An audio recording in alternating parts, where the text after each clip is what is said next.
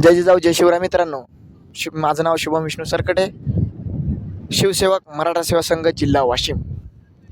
छत्रपती शिवाजी महाराजांच्या राजधानी म्हणजे महाराष्ट्राचे जे 350 किल्ले होते, त्या 350 किल्ल्याची राजधानी म्हणजे रायगड.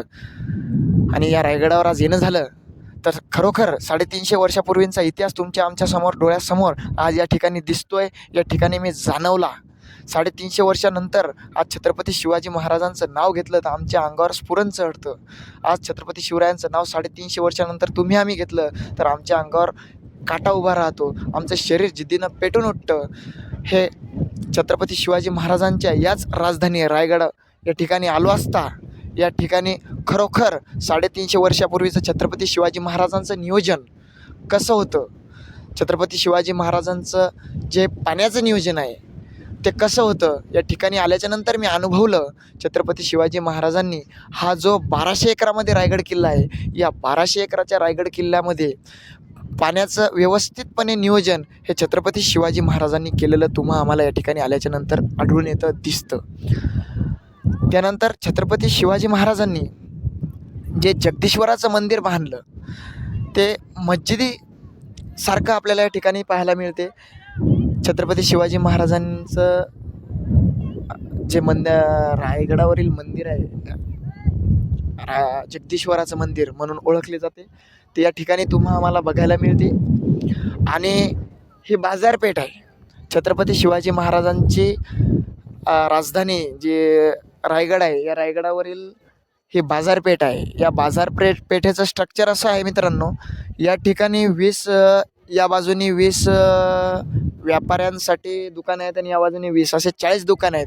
आणि त्या दुकानाचं स्ट्रक्चर असं आहे, समोर दुकान, मागं मकान आणि मधात स्टोअर रूम. अतिशय छान पद्धतीनं या ठिकाणी रचना या किल्ल्याची केलेली आहे.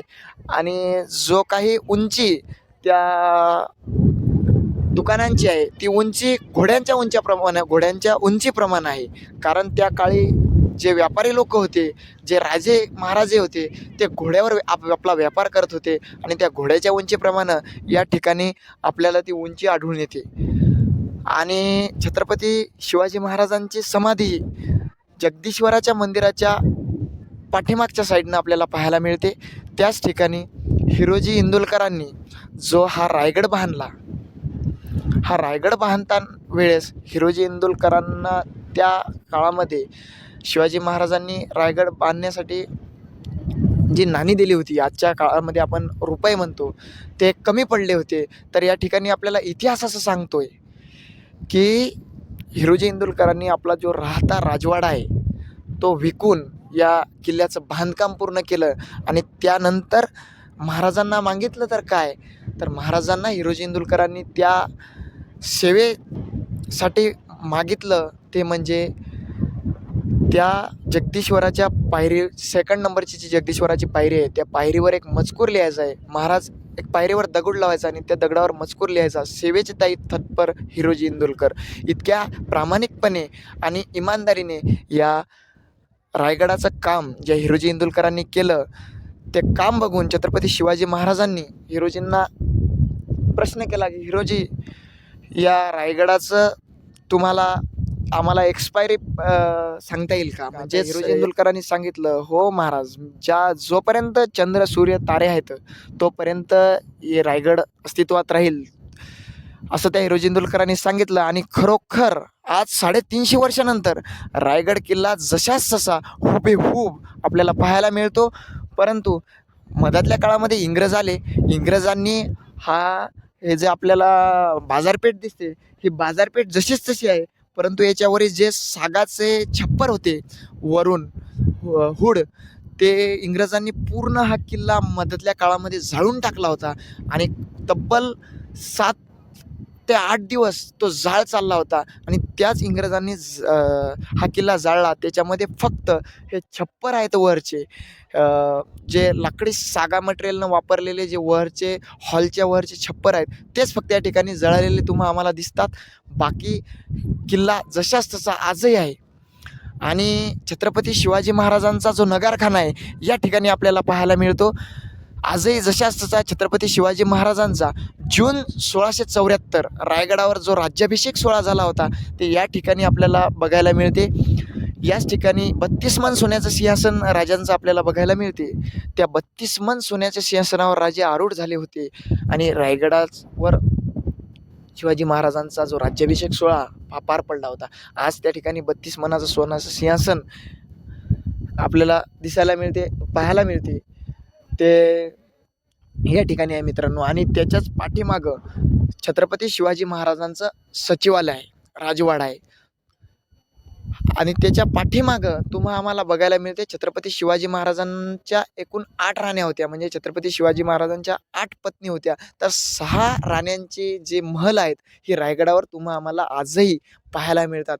अतिशय नियोजन आणि नियोजन पद्धतीने या ठिकाणी आम्हाला रायगडावर राण्यांचे महल आजही आढळून येतात. मी स्वतः त्या ठिकाणी गेलो, पाहणी केली. जसं इतिहासामध्ये नोंद आहे त्याच पद्धतीनं प्रत्येक वास्तू या ठिकाणी आहे.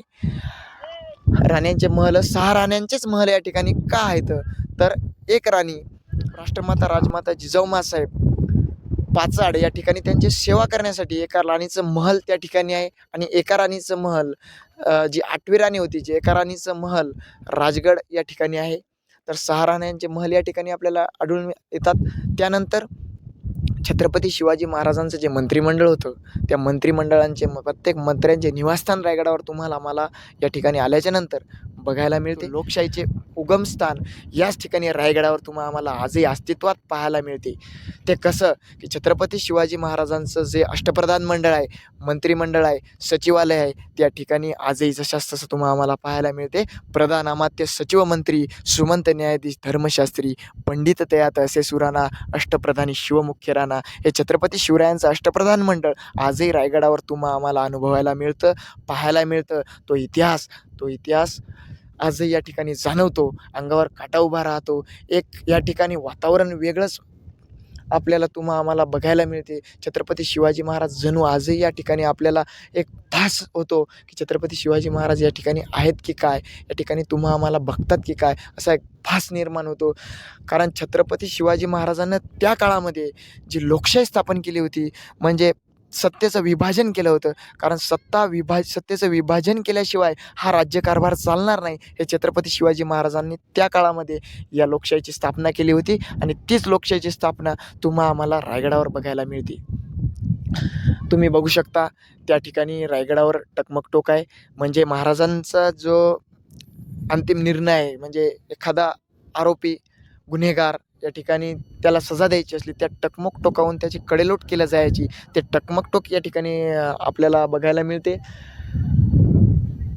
अशा प्रकारे रायगडासाठी 1200 एकरामध्ये खूप काही पॉईंट आहेत. रायगडामध्ये 28 पॉईंट आहेत. हा वर कडेकपाऱ्याने जर आपण गेलो तर 1200 एकरामध्ये किल्ला आम्हाला पाहायला मिळते. आणि वरून जर गेलो तर 100 एकरामध्ये आम्हाला किल्ला आज या ठिकाणी बघायला मिळते. खूप काही पॉईंट आहेत. तर माझं असं एक मत आहे की 350 वर्ष झाली, आज 400 वर्ष झाली छत्रपती शिवाजी महाराजांचं अस्तित्व आम्हाला आपल्या डोळ्यांनी या ठिकाणी पाहायला मिळतं. तर आपण आपल्या आयुष्यामध्ये महाराजांच्या गडकिल्ल्यांना, महाराजांच्या अस्तित्वाला एक दिवस भेट द्यावी. प्रत्येकाने यावं. महाराज, कारण छत्रपती शिवाजी महाराज हे माणसाच्या जन्माला येऊन आज त्यांनी देवत्व प्राप्त केलं. म्हणजे छत्रपती शिवाजी महाराज एक आम्हासाठी माणसाच्या जन्माला येऊन एक आदर्श आहेत. छत्रपती शिवाजी महाराज देव नसून आमच्यासाठी आदर्श आहेत. पूर्ण मोगली सत्तेच्या विरोधात एक राज्य स्थापन करून या ठिकाणी अतिशय छान निसर्गरम्य वातावरणामध्ये आणि अतिशय नियोजनबद्ध पाण्याचं नियोजन आहे रायगडावर. पाण्याच्या 85 टाक्या आहेत. हा जो रायगडाचं बांधकाम आहे हिरोजी इंदोलकरांनी केलं, याच बांधकामासाठी लागणारा दगड हा खालून वरनं आणता याच ठिकाणचा आहे. म्हणजे रायगडावर सर्वात आधी 85 टाक्या, ह्या टाक्यांचं खोदकाम झालं. त्याच्यामधून जो काही दगड मिळाला तोच दगड रायगडाला बांधण्यासाठी आम्हाला बघायला मिळतो. तोच दगड रायगडाला बांधण्यासाठी या ठिकाणी रायगड बांधण्यासाठी कामी आला. आणि पाण्याचे हौद आहेत रायगडावर, त्याच्यापासून हा दगड निर्माण झाला आणि या ठिकाणी रायगडाचं बांधकाम झालं. असे 350 गडकिल्ले, 350 किल्ले संपूर्ण महाराष्ट्रामध्ये महाराजांच्या हाताने महाराजांच्या अस्तित्वामध्ये बांधलेले किल्ले आहेत, तर ते किल्ले तुम्ही आम्ही पाहिले पाहिजेत. त्या किल्ल्याला एक वेळ भेट दिली पाहिजे, जेणेकरून येणाऱ्या समोरच्या पिढीला एक प्रेरणा मिळेल की छत्रपती शिवाजी महाराजांनी किती संघर्ष केला आणि त्या संघर्षातून एक स्वराज्य निर्माण केलं. ते स्वराज्य छत्रपती शिवरायांचं नसून 12 बलुतेदाराचं, तुमचं, आमचं सर्वांचं आहे. या ठिकाणी 12 बलुतेदार, 18 पगड जातीतील प्रत्येक समाजातील माणसांनी यावं आणि उभ्या डोळ्यांनी साक्षात्कार पाहावा. रायगड म्हणे जणू स्वर्ग आहे. रायगड तुमच्या आमच्यासाठी आजही स्वर्ग आहे, कारण स्वर्गातही इतकं सुख मिळणार नाही, इतकं सुख तुम्हा आम्हाला रायगडावर आल्याच्या नंतर पाहायला मिळेल. माझं भाग्य मानतो की हा योगायोग नसून हे खरोखर नशीबच आहे की महाराजांच्या राजधानीला मला या ठिकाणी येण्याची संधी, योग प्राप्त झाला. मी आलो. खरोखर आज आता नशिबाचं गोष्ट आपण करूयात खरोखर, कारण महाराजांच्या ज्या राजधानी आहे रायगड या किल्ल्यावर येण्याचं माझं नशीबच म्हणता येईल. खरोखर आज जन्माला आल्याचं फळ म्हणजे जन्माला आल्याचं सार्थकच झालं असं मी मानतो आणि याच ठिकाणी थांबतो. मित्र, तुम्ही बी या महाराजांच्या किल्ल्याला भेट द्या, म्हणजे महाराजांचं अस्तित्व तुमच्या आमच्यापर्यंत पोहोचेल, महाराजांचा संघर्ष तुमच्या आमच्यापर्यंत पोहोचेल आणि आपण आपल्या जीवनामध्ये वागायचं कसं, राहायचं कसं हे आपल्याला महाराजांकडून एक आदर्श मिळेल. धन्यवाद. जय जिजाऊ, जय शिवराय. धगधगत्या भूमीत रुजला, मातीत वाढला, स्वराज्याचे स्वप्न रंगवून वाघावानी लढला, तलवारीच्या पाती संगे रक्ताने माखला.